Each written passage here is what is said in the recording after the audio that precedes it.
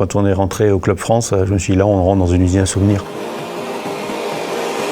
C'est le moment où Léon Marchand, qui a quand même fait 4 médailles d'or sur ces Jeux, est venu nous voir au Club France. Je lui ai demandé s'il avait déjà été au contact du public. Il a dit non, je viens d'arriver tout juste, j'ai pas encore vu de public. Je lui ai dit viens, on va aller voir le rentrer en premier. Personne n'a fait spécialement attention à moi. Et il est venu derrière comme si un collègue me suivait, sauf que c'était Léon Marchand. Et au fur et à mesure, j'ai senti le public repérer que c'était lui et une clameur monter. J'ai trouvé ce moment assez sympa et assez privilégié d'avoir passé ces quelques instants avec Léon Marchand qui a quand même marqué ces Jeux. On a eu l'équipe de rugby qui a failli détruire notre plateau le deuxième soir. Donc, ils sont venus, ils avaient déjà fêté la 3e mi-temps. Ils étaient déjà bien chaud. Et puis quand ils sont arrivés dans le hall du Club France, on a vraiment vu la ferveur de ce que peuvent être les Jeux Olympiques et de l'engouement du public. Et ça, c'est quelque chose que j'attendais pas forcément à ce niveau.